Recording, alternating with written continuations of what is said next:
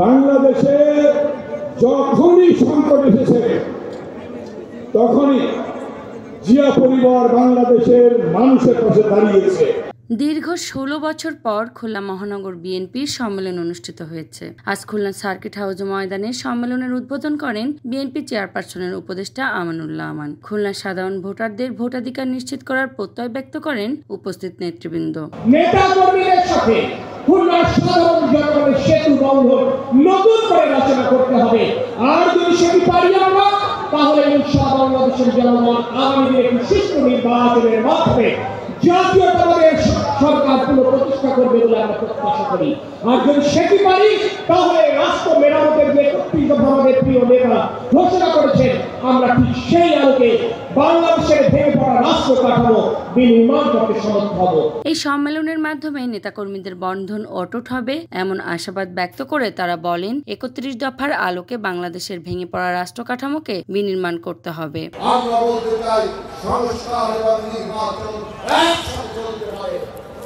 আজকে যারা ইসলামী সরকারকে সামনে এনে আবার নির্বাচনকে বাধাগ্রস্ত করতে চান, তাদের উদ্দেশ্যে বলছে এই অন্তর্বর্তীকালীন সরকারের ম্যান্ডেটে নেই ইসলামী সরকার নির্বাচন করবা, এবং এই অন্তর্বর্তীকালীন সরকারের দক্ষতা এবং অভিজ্ঞতাও নেই এবং সাংগঠনিক শক্তিও নেই এই বিশাল যজ্ঞ কর্মযজ্ঞ করবার জন্য।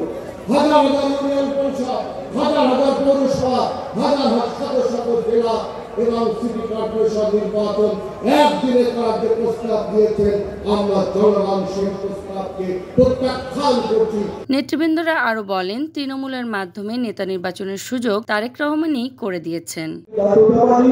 এই জাতীয় স্বার্থের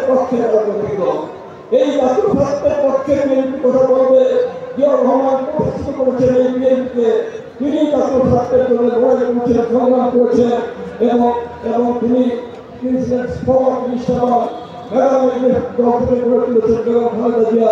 আজকে আমাদের নেতা ভারপ্রাপ্ত চেয়ারম্যান তারেক রহমান নিরলসভাবে সমস্ত দিন রাত ত্যাগ করে নিয়ে সারা বাংলাদেশের তৃণমূল পর্যায় পর্যন্ত তিনি আজকে গড়ে তুলেছেন।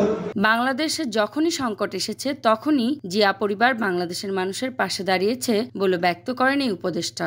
বাংলাদেশে যখনই সংকট এসেছে তখনই জিয়া পরিবার বাংলাদেশের মানুষের পাশে দাঁড়িয়েছে।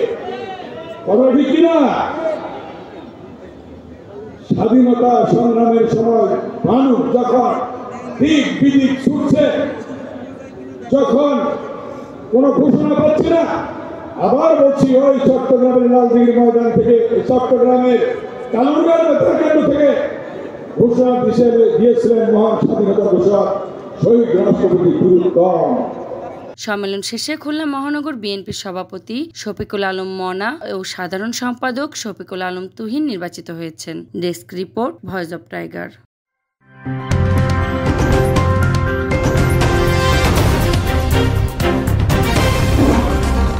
Voice of Tiger.